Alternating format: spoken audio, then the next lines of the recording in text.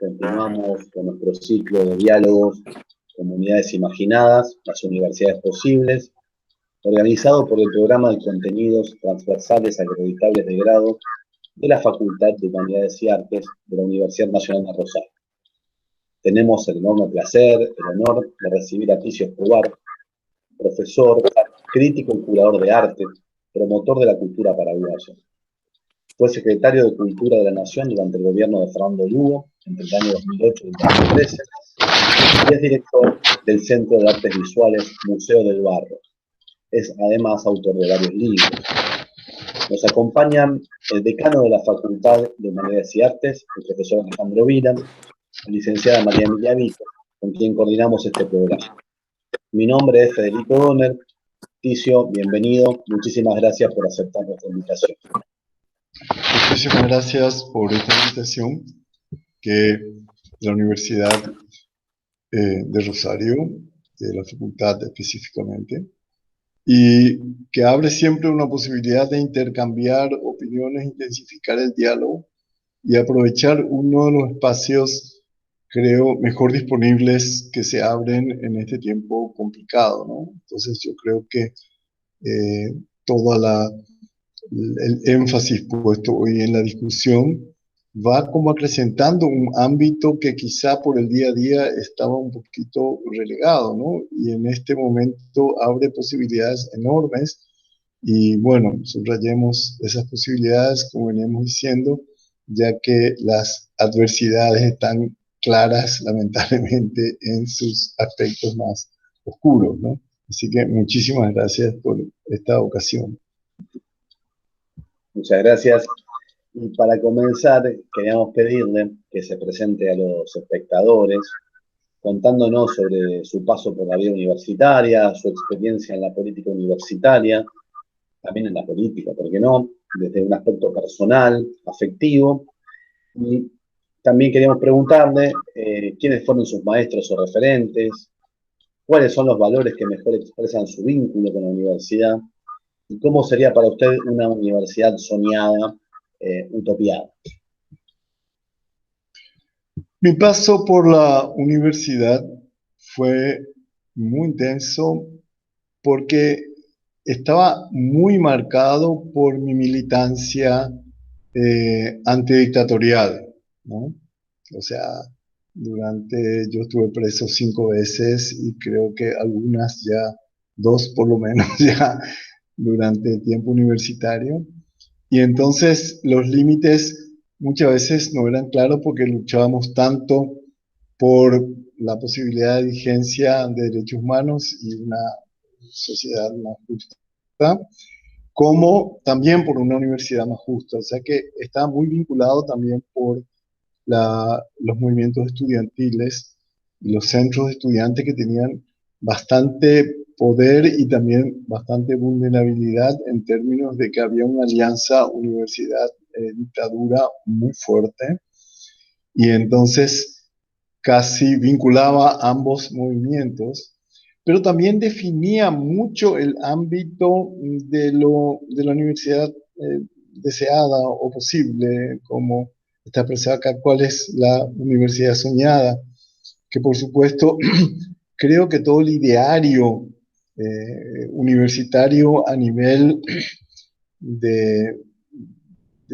no sé si llamar de sueño utopía porque parece demasiado alejado, pero sí de lo deseado y a veces de lo posible / imposible, pues creo que el aspecto ético, político de cualquier deseo colectivo también moviliza el umbral de lo posible y aspira también siempre a soñar un poco que es lo imposible, más allá de lo real político, al menos todo lo comprometido con proyectos emancipatorios o proyectos crítico-políticos o colectivos, etcétera. Entonces siempre esa universidad inclusiva, democrática en sentido amplio, inclusiva, participativa, socialmente comprometida, etcétera, por una parte, crítica, promotora de investigación, idoneidad en la docencia, creo que son los y transparente su administración. Creo que esos eran nuestros postulados más o menos básicos y que yo diría seguimos soñando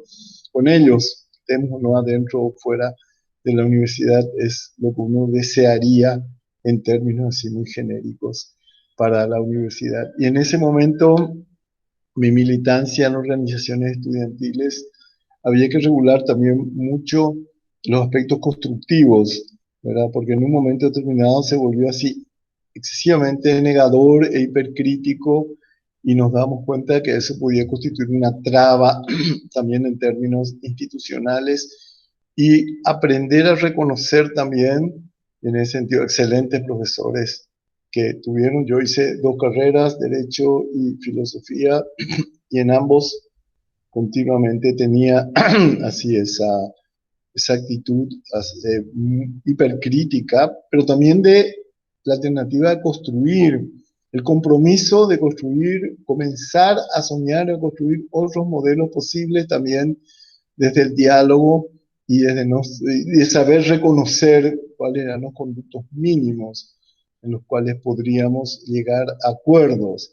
Y en ese sentido tuve profesores extraordinarios, tuve la rara posición de que mi propio padre era también profesor mío en una, y él se inhibía cuando yo daba exámenes, pues se quedaba presente.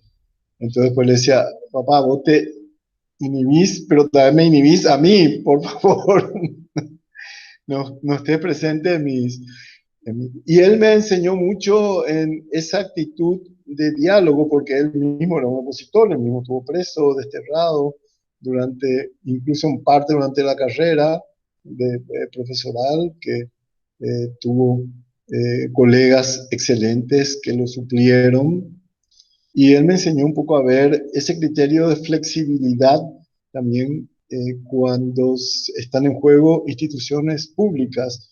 En época de la dictadura era muy difícil ver eso, porque uno ve muy en blanco y negro, muy radicalmente las cuestiones o otros ellos.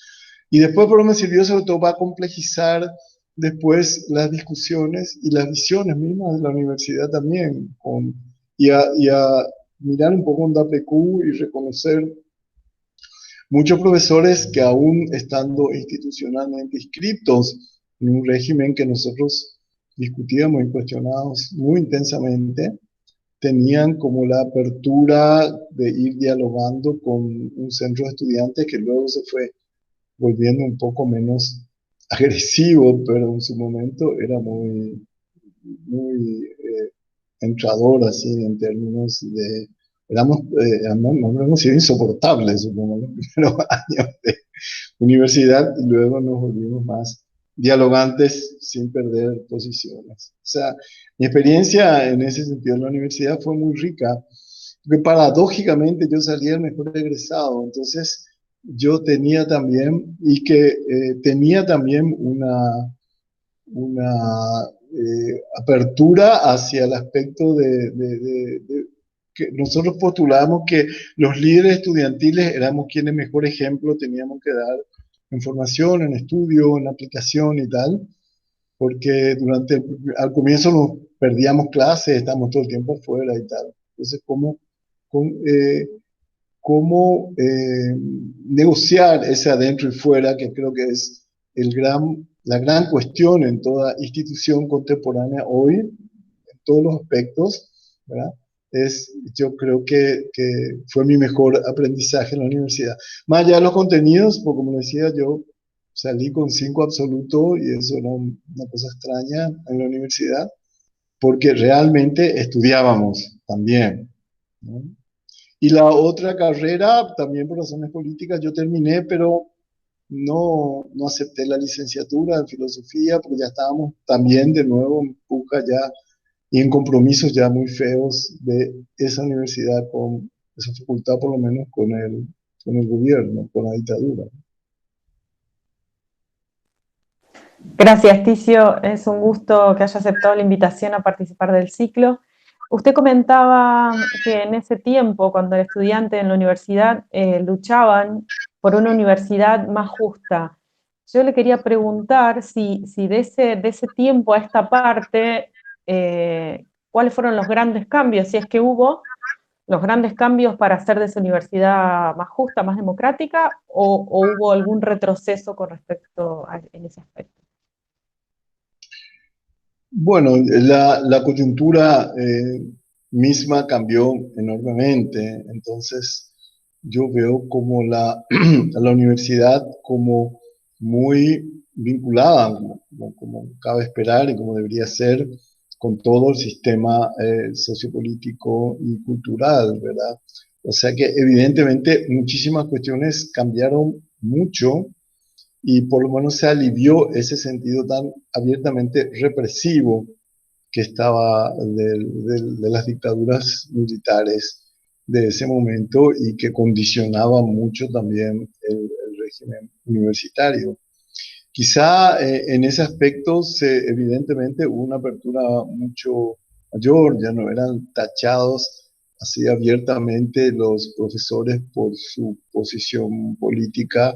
En algunos casos significaba como una conquista enorme que un profesor opositor podía ocupar un cargo de profesor. Pero realmente yo creo que el retroceso mayor tiene que ver con el avance del neoliberalismo duro sobre las universidades, ¿no? Y entonces, en muchos aspectos, ¿verdad? Pero también, obviamente, eso significó también una alerta muy fuerte de profesores y estudiantes que bregan con mucha potencia por mantener así la dignidad de la enseñanza y los valores universitarios por encima de la mercantilización así desaforada de la universidad y sobre todo el avance de las universidades privadas que también pesa mucho en la concepción de lo universitario en general, ¿no? Porque tiene una incidencia muy, muy fuerte en términos de número, en términos de presencia, ¿no? Y eso es un problema serio. Entonces, ¿cómo se va dirigiendo un modelo universitario hacia intereses corporativos, hacia intereses de mayor rentabilidad y hacia la definición de carreras que forman estudiantes en función de que sean o no útiles, eh, eh, simplificando mucho, pero a un determinado modelo de sociedad y modelo de trabajo del pensador o el analista o el profesor o el investigador eh, en esas sociedades, ¿no? Y eso es una puja como más sutil y más compleja, difícil por eso ser simplemente democrático versus pro dictadura, o incluso una universidad como se luchaba mucho en su momento, muy comprometida con derechos humanos que en ese momento estaban muy como identificados con derechos humanos de libertades cívicas, sobre todo, y hoy se ha complejizado enormemente el ámbito de los derechos humanos, y también hay una puja interna por una definición más o menos liberal de lo que son los derechos humanos. Gracias, Ticio. En esa línea de lo que usted venía diciendo, ¿por qué para nuestras sociedades, principalmente pensamos en las sociedades latinoamericanas, es tan importante que haya y que siga habiendo universidades públicas? ¿Cuál es el rol de la universidad? Y por otra parte, debido a que, bueno, muchas veces desde Argentina no conocemos los modelos universitarios que hay en su país, me gustaría preguntarle, ¿cuál es la representación o las representaciones, los imaginarios que la sociedad tiene de la universidad pública? El tema es realmente muy complejo, ¿no? Obviamente yo creo que el afianzamiento de la esfera pública es lo que define en este momento un modelo, no solamente universitario, sino un modelo de sociedad y de Estado eh, deseables, ¿no? Es decir, en un momento que el Estado se retira y mengua su poder en la consolidación de esfera pública y de los derechos de las grandes mayorías, por lo tanto, ¿no? Está como retrocediendo en su papel de Estado ante un mercado omnívoro y ante corporaciones que avanzan de manera decisiva en la configuración del debate público. Y entonces en ese aspecto, promover universidades públicas resulta absolutamente fundamental dentro de un esquema en el cual ese ámbito de lo público corresponde a reitero, un fortalecimiento de la esfera pública y de como políticas públicas de Estado, ¿verdad? Que no son solamente de educación, sino son también de políticas públicas en general en todos los ámbitos y conectados con esos ámbitos universitarios. Lamentablemente el tema es que lo público está politizado, y politizado en el mal sentido del término, digo, partidizado, utilizado en términos de políticas que privilegian posiciones no siempre, no precisamente deseables en términos de construcción de modelos democráticos, y hablo democrático en el sentido de consolidación de lo público más amplio que utilizaba anteriormente. Pero la alternativa a las universidades privadas es desastroso. Entonces, yo creo que hay que defender la universidad pública como un espacio que tiene que ser mejorado, construido, cambiado, lo que sea, pero desde la universidad pública, porque la universidad privada se ha vuelto acá, por lo menos en Paraguay, yo sé que en muchos otros países latinoamericanos, son fábricas de, cuando no títulos fáciles, como por lo menos formaciones así totalmente orientadas con un criterio de mayor rentabilidad y de inserción de los profesionales posteriormente en un modelo así capitalista furioso. Entonces, son dejados de lado, qué sé yo, el privilegio que se otorga incluso desde CONACYT o de otras instituciones públicas también a la formación, o el sistema de becas, de apoyos de investigación, privilegia totalmente un modelo técnico productivo por encima de la reflexión, del pensamiento crítico, o incluso un privilegio enorme de las ciencias duras en mengua de las ciencias sociales, y no digamos ya el estudio de la cultura, o de la teoría, o la filosofía, o las artes, que ya ni siquiera casi son consideradas como campos que deberían ser estimulados, ¿no? Al contrario, hay una tendencia a desestimular ese pensamiento crítico creativo, vamos a decir alternativo, más vinculado con una posición de creación, de imaginación y, digamos, micropolítica, digamos, en función de un concepto incluso de, dentro de las ciencias sociales mismos, poner una orientación mucho más técnica, empirista, objetivista, acerca de lo social, ¿no?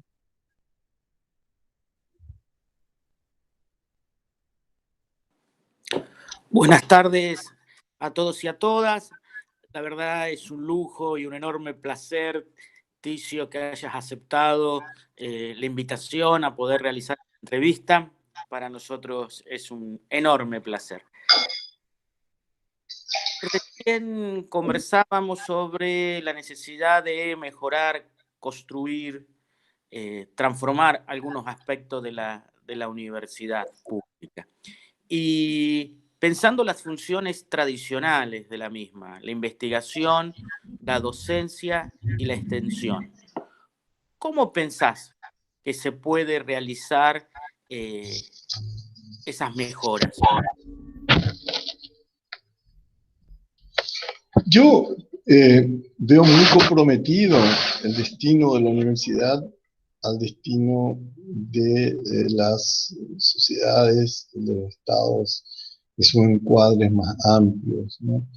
Entonces, es muy difícil concebir un cambio radical en la universidad que sea un cambio inclusivo y orientado a una apertura y complejización del saber, sino que cuestiona más ampliamente los modelos socioeconómicos que tan fuertemente lo condicionan, los inmensos intereses que pesan sobre ellos.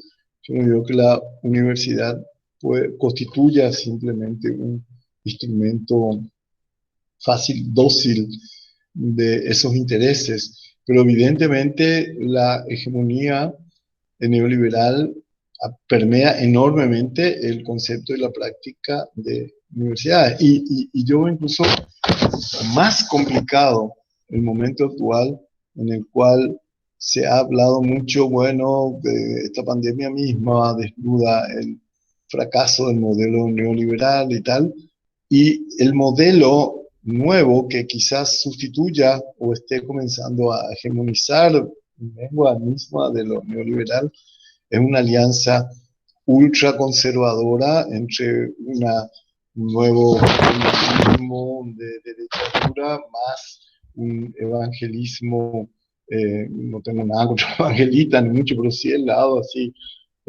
más ultraconservador, y entonces de pronto mismo grandes ideales que los liberales, políticamente correctos que los liberales han esbozado, comienzan a retroceder ante personajes como Trump o como Bolsonaro, que ya no necesitan de cobertura ideológica y enmascaramiento como ideológico, así podemos hablar desde ese punto de vista postideológico, como para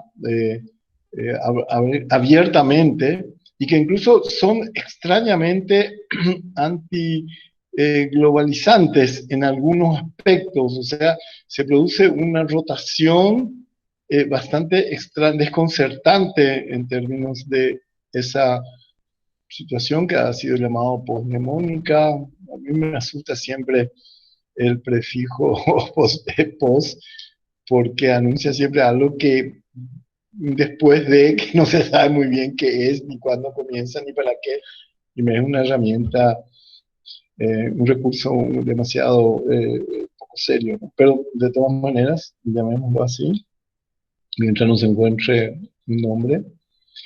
Y eso mismo como fuertemente condiciona un modelo universitario. Ha habido intentos, cápsulas de experiencias universitarias así mucho más críticas, intentando sustraerse a ese modelo, y han sido pero barridas así, pero brutalmente.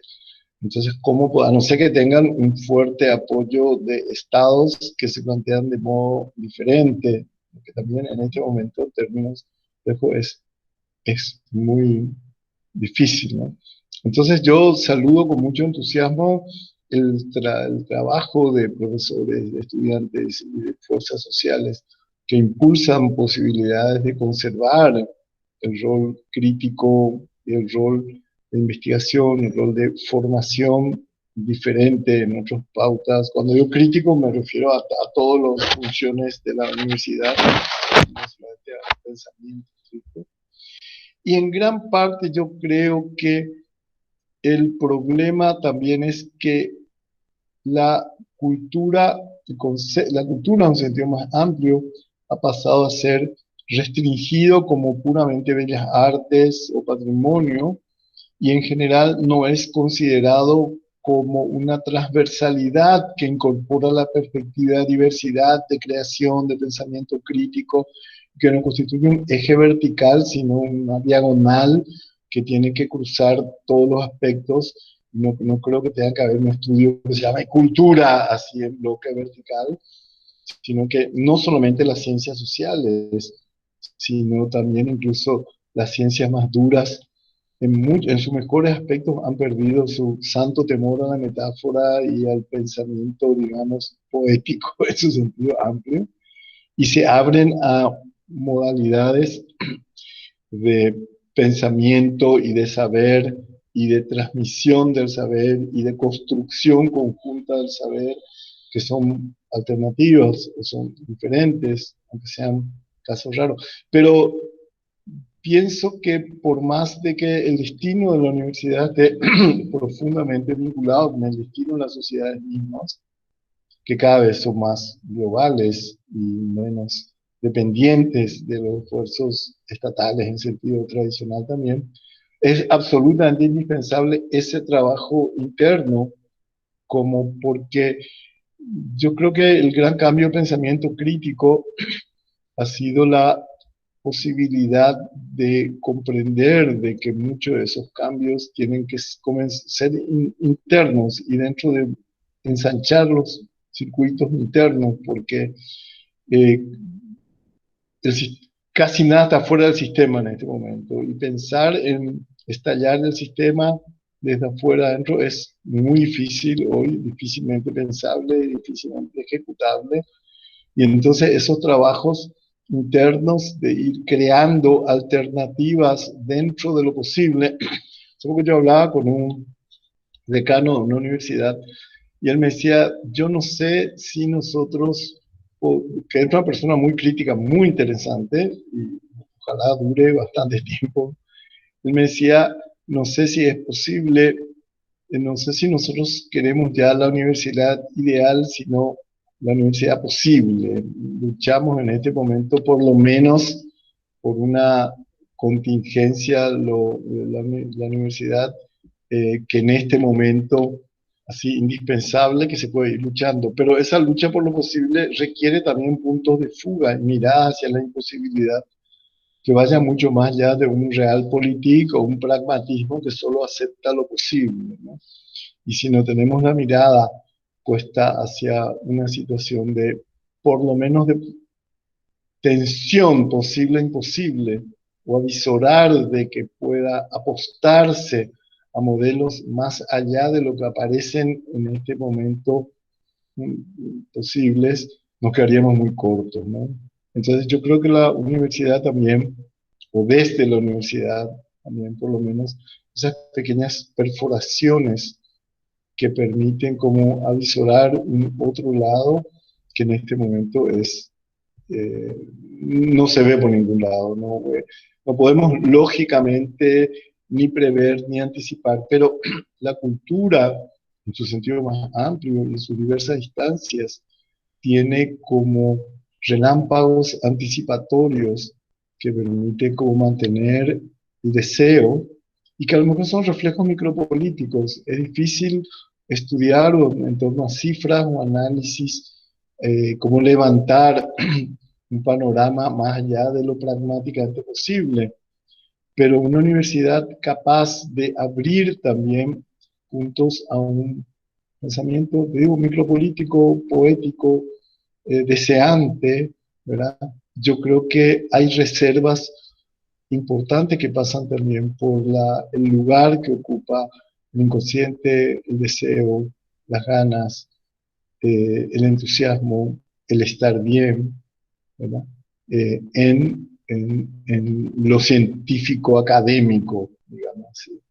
En el último tiempo, la década de oro de lo que se llamó ciertos gobiernos progresistas o abiertos de América Latina, que duró más o menos 10 años, comenzó a trabajarse mucho un concepto que es el concepto del buen vivir, que no es el bon vivant precisamente, sino que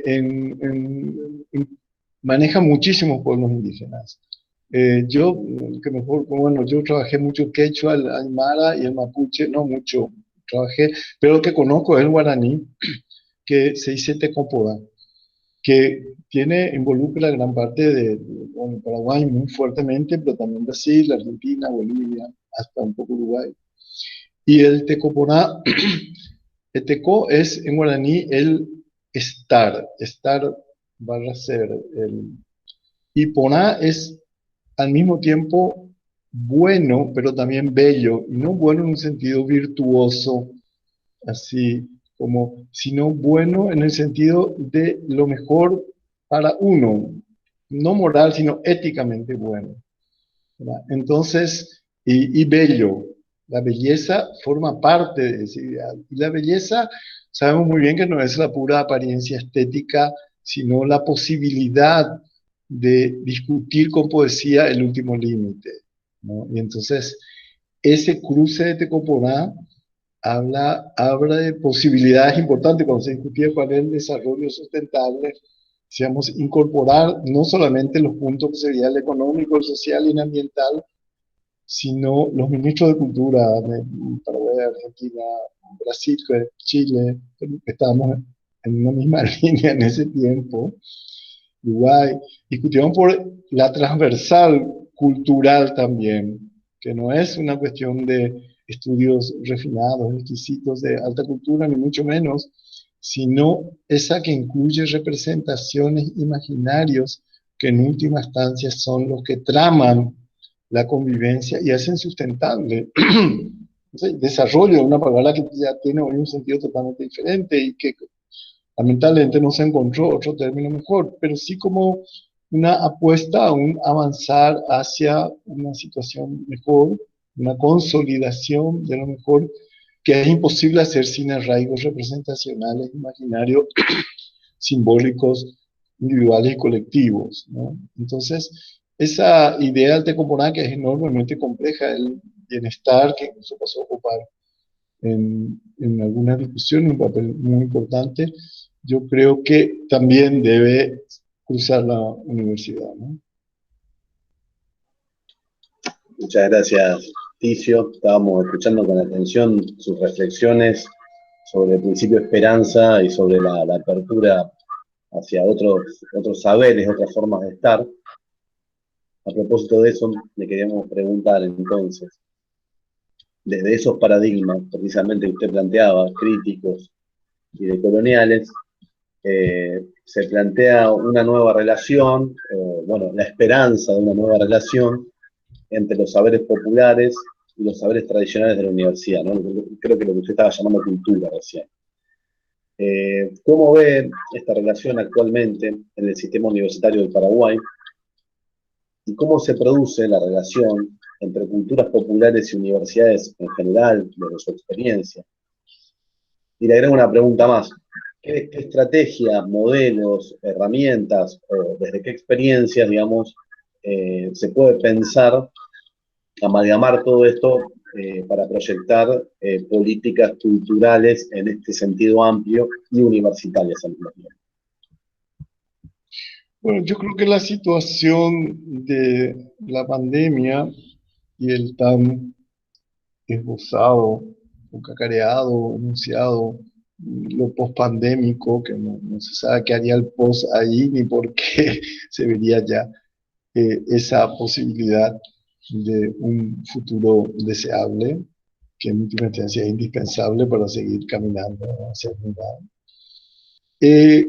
Desnuda, evidentemente, lo que hace es poner así totalmente al descubierto todo un sistema que es posiblemente el causante de esta pandemia y que viene ya funcionando desde hace mucho tiempo, ¿no? Y que por algo también la pandemia viene asociado por lo que hablábamos antes, que es la tragedia ambiental en este momento, que se plantea así con niveles ya casi de apocalipsis y de fin del mundo, centro de fantasía, de ciencia ficción tenebrosa, ¿no? Bueno, yo creo que uno de los grandes límites es también la discusión del logocentrismo occidental, que ha impedido sistemáticamente revisar la posibilidad de enriquecerse con otros saberes, otras sensibilidades y otras formas de percibir, comprender y transmitir pensamientos acerca de lo que es el mundo en su sentido más amplio, así heideggeriano, como escena de no se mueven significaciones, explicaciones de las cosas, ¿no? Y los mundos, ¿sí? Creo que eso por lo menos aparece como una necesidad muy grande. De pronto se mira muchísimo las culturas alternativas, indígenas, populares, diferentes, otras. También incluso lo que decía un poco, el propio sentido de futuro, ¿verdad? Se habla mucho de el futuro, lo que se viene, y por ejemplo, el pensamiento dentro de la cultura guaraní, existe 14 tiempos verbales, no pasado, presente, futuro, simplemente. Entonces rompe toda linealidad y como obliga a pensar así intersticios hipotéticos virtuales y también presentes que posiblemente no están ocurriendo o que son futuros que ya ocurrieron, o pasados que siguen ocurriendo. Y así cuestiones que a veces parecen un trabalengua, pero complejizan enormemente entender no solamente que estamos viviendo ahora un momento que luego terminará un día y the day after, cómo será, etcétera, ¿no? Sino la complejidad de temporalidades, quizá más que de tiempos, por ejemplo. Eso es muy difícil plantear eh, institucionalmente dentro de una estructura académica universitaria, por ejemplo, pero sí que se cuela mucho en los alumnos, en tesis, en interés en investigaciones y en posiciones de profesor. Usted tiene que pensar que, por ejemplo, en el Paraguay, el 80% de la población habla guaraní. Y cuando digo habla guaraní, no es que sabe hablar guaraní, sino que habla en guaraní. Sin embargo, la universidad no entra al guaraní. Hace unos años se planteó un problema cuando un alumno se sentó y comenzó a dar su examen de tesis en guaraní. Y le dijeron que no, usted entiende, sí, sí que entendemos, pero usted tiene que hablar en español. ¿Pero por qué? Si en Paraguay hay, bueno, en Paraguay se hablan 17 idiomas, pero hay 2 idiomas oficiales que tienen el mismo derecho, que es el guaraní y el español, que tienen el mismo derecho a todos los niveles. Entonces, desde la argumentación jurídica penal, todo, uno tiene derecho a usar guaraní o expresarse en guaraní. Y entonces él comenzó a dar su conferencia, su posición de tesis en guaraní, y ahí se armó además era en medicina, imagínense. Entonces se armó toda una historia enorme de cómo, pero él estaba como poniendo en absurdo y en límite una situación de cómo se traduce, cómo se piensa, y la enorme cuestión de que cómo los médicos enfrentan a una población que es guaraní parlante y muchas veces no puede expresarse sino en su idioma. Aunque hable español, su idioma real es el guaraní, por ejemplo. Entonces, ¿cómo se da esa enorme dicotomía? O a nivel político, a nivel social, ¿no? ¿Cómo puede como hablarse un idioma en un país en el cual la gente se expresa en otro? Y ese otro idioma ya está marcado por conceptos e imaginarios distintos, a veces para bien, a veces para mal. Digo a veces para mal porque se van también reconvirtiendo en sentidos diferentes, palabras que entre los indígenas guardan todavía otra acepción y otro ámbito semántico incluso, ¿no? Pero la temporalidad es uno de ellos. A veces el español de Paraguay, que hablaban en Paraguay es rarísimo, porque uno está usando tiempos pasados, presente y futuro al mismo tiempo, entonces este tipo habla horrible, no sabe así simplemente usar el sagrado principio de la coherencia temporal o hasta cronológica para expresarse, y sin embargo está hablando y uno se entiende perfectamente porque son matices. No estoy diciendo que se proponga eso, pero sí que evidentemente la apertura a otros saberes es indispensable. Gran parte de la población de Paraguay, como de América Latina en general, ocurre a medicina tradicional, que acá dentro de la Facultad de Medicina considerado supersticiones, saberes así. Y posiblemente haya mucho de eso también de avivados, yuyeros, tanto como hay médicos que especulan con su profesión, por hablar solamente de los médicos, en este caso como ejemplo, pero también evidentemente gran parte de la población sobrevive de manera, formas alternativas de curación y de cura, o incluso psicoanalítica, que hacen tratamientos de ceros, semigrupos que no se podrían ser calificados, y son, como los propios psicoanalistas más abiertos lo reconocen, formas alternativas de recuperar un estar bien con uno mismo y un funcionar socialmente mejor, sea cual fuera el acceso que tiene. ¿verdad? Y eso es muy difícil. El propio psicoanálisis difícilmente puede entrar mucho en la universidad, de considerar una ciencia, también la propio pensamiento, la estética es difícilmente considerada como una ciencia, la estética más la crítica de arte y lengua.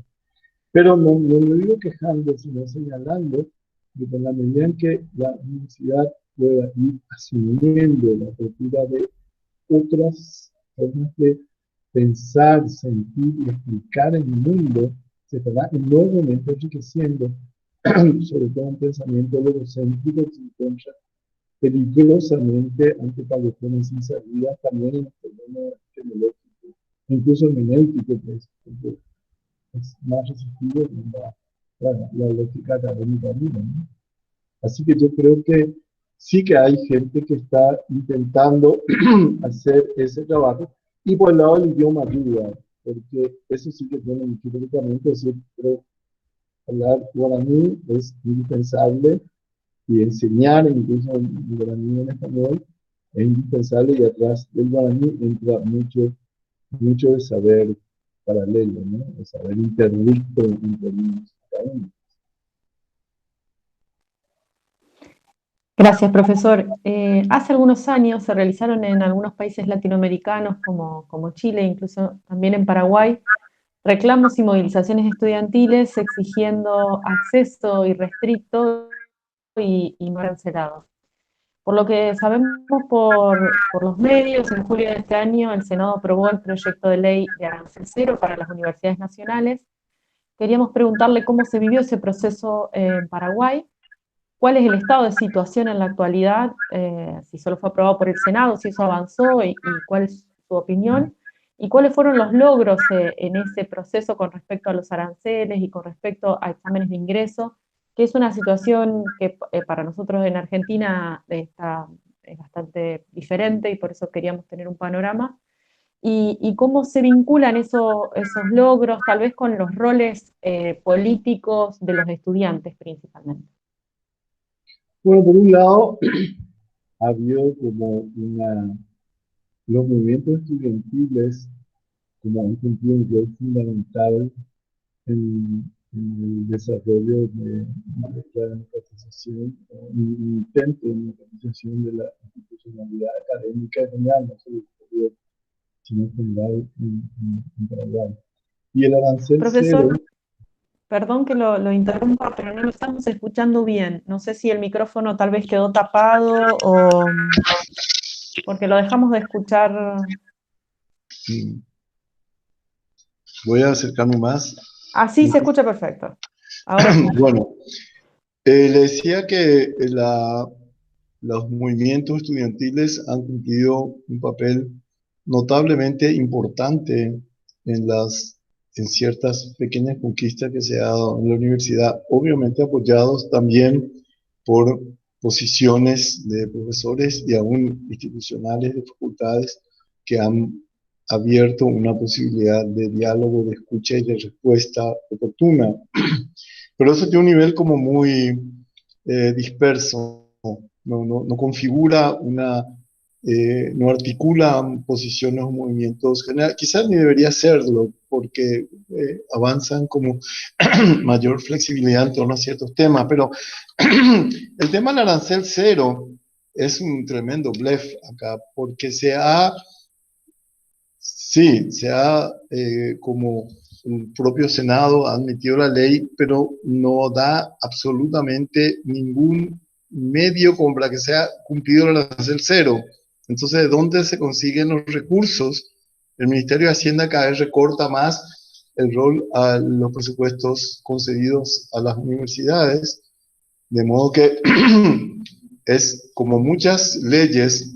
Acá tenemos leyes magníficas en muchos aspectos. La ley del indígena es una ley estupenda en términos de encuadre, pero cómo se ejecuta, no se da ninguna instrumentalización. Yo he tenido participación en leyes, porque soy el autor de la ley de cultura en Paraguay, y también coautor de la ley patrimonio. Y en teoría, bueno, se ha promulgado todo lo mejor, lo deseable, no digo que se habla mejor en leyes, pero sí en cuanto a aspiración. Y bueno, quedan absolutamente en letra muerta mientras no encuentren una instancia de regulación y de ejecución conveniente. Entonces, mi temor es que esa ley de arancel cero sea tratado de ser instrumentalizado para mayor privatización de las universidades, porque dicen, no, no hay condiciones en este momento, y más aún con la pandemia, que hay miles de otras prioridades, y esto es insustentable, y entonces, bueno, hay que seguir privatizando. Para mí dio la vuelta, hace un efecto boomerang feo, y realmente no se avanzó absolutamente en nada, más que en principios, en proclamas y en leyes de letra muerta, ¿no? Es imposible ejecutar eso si no se tienen como reguladas al mismo tiempo instancias lo suficientemente eficaces como para suplir la posibilidad de que la imposibilidad quiere decir de que los estudiantes accedan a una educación democrática y abierta. Incluso los sistemas de becas que son generosas en cierto sentido, pues dependen de Itaipú, por ejemplo, están casi en este momento totalmente controladas por instancias académicas, perdón, corporativas dentro del propio CONACYT, por ejemplo, que son los empresarios los que manejan y deciden qué tipo de becas hay que dar, y obviamente son todas técnicas y dirigidas al mejor saber según opinión o según movimiento de sus propios intereses. O sea, yo soy bastante pesimista en torno a eso y casi me asusta esa ley porque no lo pienso solamente yo, es decir, opino a partir de haber escuchado opiniones, sí que como conocedoras mucho mejor de lo que puedo tener yo en este ámbito, que están preocupadas por decir, esto se está yendo a una mayor privatización de la enseñanza. Ticio, entonces, para comprender mejor la situación en Paraguay de las universidades, le pregunto, cualquier estudiante que quiere ingresar en la universidad tiene que pagar un arancel. ¿Las clases populares en Paraguay están accediendo a la universidad o es las universidades públicas estarían más, pienso tal vez en los modelos brasileños, donde las universidades públicas ingresan las élites más pudientes y en las universidades privadas, no las clases populares, que no ingresan a ninguna en Brasil, sino, bueno, las clases medias, si es que podemos hablar en esos términos. En Paraguay toda la universidad es un privilegio, no existen para los sectores populares, impensable, sería impensable, incluso aunque fuere a partir es muy duro decirlo, pero como la propia enseñanza secundaria ya es privilegiada, entonces ya los sectores populares tienen así como una posición absolutamente ya por discriminaciones y por exclusiones, ya tienen muchísimas posibilidades de acceso, aunque fuere gratuita, ya no tendrían ya posibilidades de acceso si no se cambia un sistema educativo mucho más radicalmente y un sistema social basado en exclusiones brutales, así, y cada vez más. Paraguay es un país que ha crecido muchísimo económicamente en los últimos años. No digo, no quiero que parezca una propaganda política con el gobierno de Lugo, porque antes ya comenzó el movimiento de crecimiento, de modo que económicamente tiene un estándar bastante alto, por lo menos aceptable. Pero eso no permea, no gotea, y queda solamente lo que queda es la brecha social cada vez se vuelve mayor, porque las clases altas y un sector de clases medias que ha pasado a ingresar con muy buenos ingresos. Asunción de pronto parece otra ciudad, uno dice, es una ciudad rica de pronto. No tiene nada que ver con el resto del país, ni con los suburbios del Paraguay, ¿no? Y con los sectores populares que no tienen acceso a una educación desde el primer momento. No tienen ya posibilidad de inscribirse en en los circuitos de enseñanza, ¿no? Ese es un problema serio.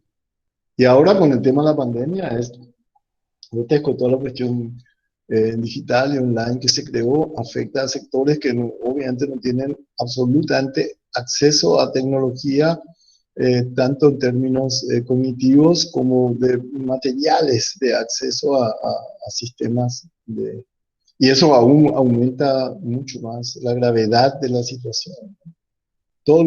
El ministro de Educación es una persona completamente incompetente, puesto por un sistema de clientelas políticas y todo lo más, y eso ha dañado mucho más de lo que venía siendo el sistema educativo en Paraguay, que es pésimo, lamentablemente. Muchas gracias, Ticio. Una pregunta. ¿Cuál sería o es el aporte de lo cultural al cambio político e institucional? Yo creo que lo cultural mantiene como un ámbito de discusiones bastante amplio, o sea, lo cultural, un sentido de estudio de las representaciones, estudio de lo simbólico, estudio de las escenificaciones sociales, o estudio de la puesta en signo y más allá y de la pregunta de lo que es la sociedad, casi diría más en modo pregunta, ¿no? O en modo crítico o creativo, como presenta una posibilidad bastante interesante en cuanto está permeando sectores universitarios. Eso no hablo solamente ya de Paraguay, sino mundial con América Latina. Yo estoy bastante en contacto con profesores de Brasil y de Argentina también y de Chile, y me esperanza mucho esa apertura que está existiendo en ciertos sectores a pensamientos, a sistemas de pensamiento mucho más amplio y mucho menos condicionados por la rigidez académica tradicional, ¿no? Que es un problema porque está basado en una jerarquización, una categorización, una rigidez de esquemas heredados de un pensamiento eurooccidental excesivo, ¿no? Entonces, yo veo como, no sé si en algún momento la propia institucionalidad tiene que acusar la entrada de frentes importantes de pensamientos alternativos, que incluso en un momento fueron tremendamente amenazados en un primer tiempo en Brasil, por Bolsonaro, ¿no? Que directamente por el sistema de escucha, sistema de espionaje, sistema de persecuciones, de prohibición de temas, y como ha cedido, no sé si por voluntad del gobierno, como de la imposibilidad de reprimir en este contexto un pensamiento crítico, pero muchos profesores han tenido que retroceder en su lenguaje, en su posición, en sus métodos, ante el avance también de un frente represor y ultraconservador, así absolutamente autoritario y demencial, como es el de Bolsonaro. Entonces, ahí también se da una puja, pero esa puja también curte un pensamiento de la diferencia, un pensamiento de la diversidad, y sin negar, obviamente, el rigor de ese pensamiento, ¿verdad? Y sin negar, obviamente, el inmenso aporte que tiene el pensamiento occidental. Yo no estoy de acuerdo con posiciones ultra radicales del pensamiento decolonial, en la cual todo el pensamiento instituido académico debe ser removido. Absolutamente, ni mucho menos. Yo creo que son logros y conquistas que pertenecen a toda la humanidad y que no tienen, en todo caso, tienen que ser ensanchados. Pero también el ensanchamiento supone una apertura a otros sistemas de pensamiento, de conocimiento y de enseñanza mismo que discuten la verticalidad y la unilateralidad de los conocimientos. Muchas gracias, Ticio.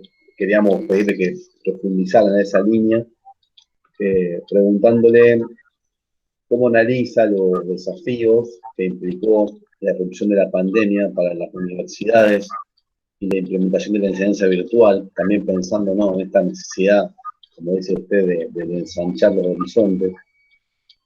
cuáles son estos desafíos, qué problemas evidencia y cómo podemos pensar en la universidad en una situación de post-pandemia. Yo dentro de un clima tan negativo como estuve levantando en parte, en este tiempo yo participé de discusiones organizadas por universidades, mucho más que, no sé, no sé, quiero decir toda mi vida, porque es muy larga mi vida, pero una parte importante de ella sí. Y en universidades menos europeas que latinoamericanas, porque como ahora es muy fácil participar de esos debates y dar conferencias y tal. Y a mí, en tu caso, me ha como sorprendido de manera muy gratificante las posiciones que tienen universidades. Entonces, yo trabajo mucho con universidades de San Paulo,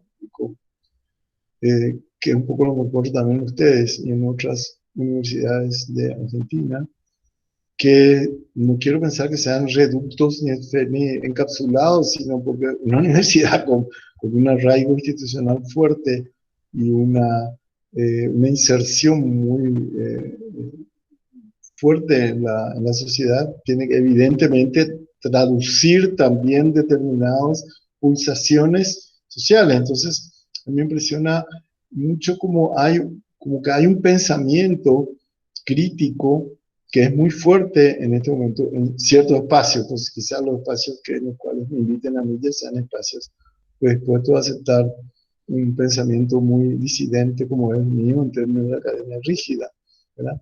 Pero de todas maneras, aunque sean solamente esos espacios, ya son muchos espacios, ¿verdad? Y a mí eso tiene que hacer efecto o tener alguna eficacia en los hechos y en las instituciones en algún momento, ¿no? Así como uno ve el avance así de un neoconservadurismo bastante bárbaro. No es que yo tema posiciones diferentes, pero sí aquellas posiciones de una barbarie oscurantista directamente en muchos casos, negado absolutamente al debate mientras haya posibilidad de discutir, aunque sea acaloradamente, de posiciones muy diferentes, ideológicamente incluso.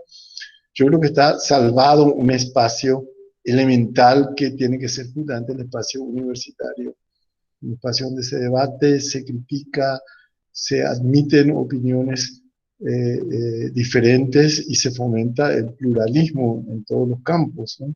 Eso nos plantea a nosotros el límite, bueno, hasta dónde un pluralismo o no. Un hijo mío que vive en Dinamarca contaba que en este momento hay debates, bueno, hasta dónde se puede ser tolerante con un nazi, por ejemplo, que hay que decir, claro, bueno, yo soy racista o yo apoyo tal cosa, bueno, hasta dónde, ¿verdad? Y esas son exploraciones que quizá acá no se den de manera tan brutal y que en Europa sí comienzan a darse, ¿verdad? Pero sí que abren como un interrogarse acerca del propio límite, que para mí que es una cuestión fundamental en cualquier sistema de pensamiento instituido. Cómo pensar fuera de la institución, cómo pensar mis propios límites, o sea, cómo cuestionar las propias categorías que yo sostengo. Porque si eso no hace la universidad, está reiterando reflejamente un pensamiento que termina por siendo inerte o por lo menos mecánico, ¿no? Cómo poner en cuestión las propias, no sé si verdades que uno sostiene o por lo menos los propios espacios en los cuales uno actúa, ¿no? Quizá a eso deberíamos aspirar.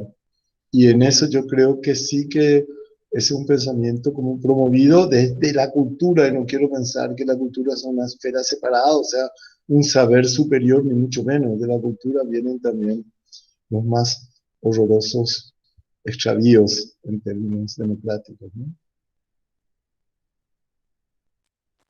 Gracias, profesor. Como última reflexión sobre algo que usted nombró hace un rato sobre la cultura y el deseo y la cultura como como lo decía antes, quería pedirle una última reflexión en estos tiempos pandémicos en que tal vez yo lo veo como tal vez un nicho o un espacio en el que, cargados de incertidumbre y ciertas angustias, bueno, lo cultural nos permite seguir. Quería pedirle una última reflexión sobre eso.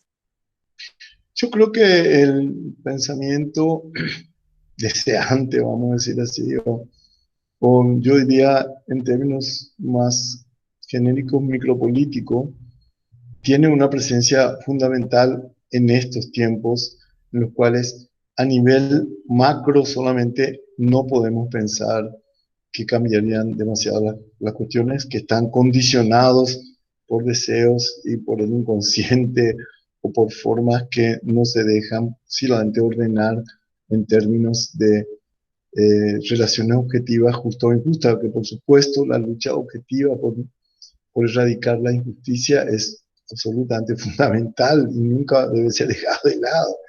Pero si esa lucha no está también como nutrida de dimensiones que tienen que ver con las ganas, con los entusiasmos, con el encantamiento de la gente, entonces difícilmente pueda pensarse en una mera cuestión basada en lo que es objetivamente justo o no, o en una obligación de uno de defender una causa de un mundo mejor, sin ironías lo digo, pero si no está avalado por un sustrato que involucra también dimensiones de la subjetividad, ¿verdad? Yo creo que es una cuestión que está comenzando a visorarse porque también nos hemos visto este tiempo demasiado obligados a confrontarnos con esas dimensiones, ¿verdad? Que no pasa solamente por cuestiones de cuándo se encontrará la vacuna o qué políticas públicas suplirán el desempleo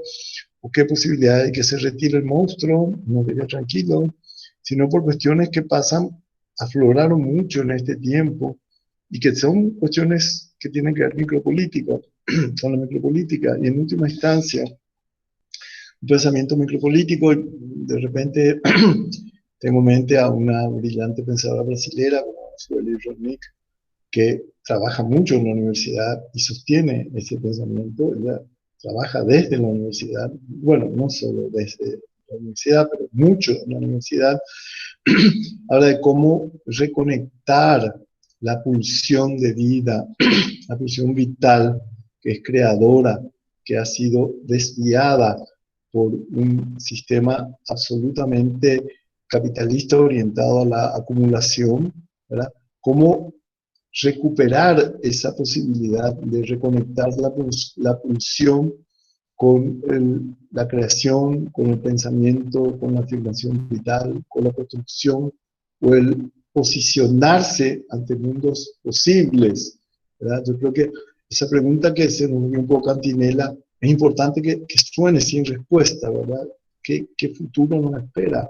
Bueno, pensar en ese futuro es fundamental porque en gran parte esta tarea de la cultura general de la universidad también como vincular gérmenes del futuro, ¿verdad? Como ir pensando en guiones para que quizá lo no posible hoy pueda ser posible en un futuro. Y creo que la cultura, en un sentido más amplio que incluye a la universitaria, por supuesto, una de sus mayores responsabilidades es esa potencia de futuro que involucra necesariamente el deseo, las ganas de y el compromiso con. Ese compromiso es impensable solamente por argumentar en la justicia de ciertos hechos. No niego absolutamente que haya que hacerlo, pero pienso que hay que complementarlo también con esta dimensión de pulsión de vida, esta dimensión de deseo y esta dimensión de activación de subjetividades que involucra ese pensamiento micropolítico.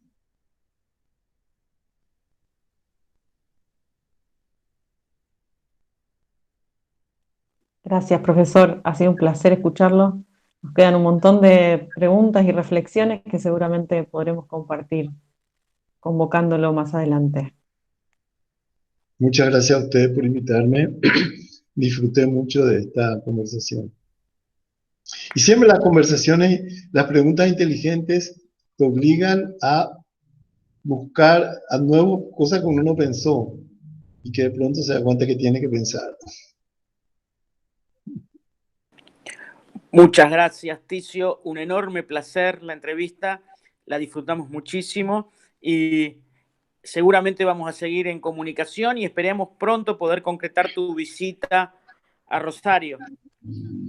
Ojalá. Yo estaba por ir, se decretó la pandemia acá en Paraguay el día antes de que yo tuviera que viajar a Rosario, la primera semana de marzo. Así que eso abre un suspenso interesante y deja abierto eso, simbólicamente también, ¿no?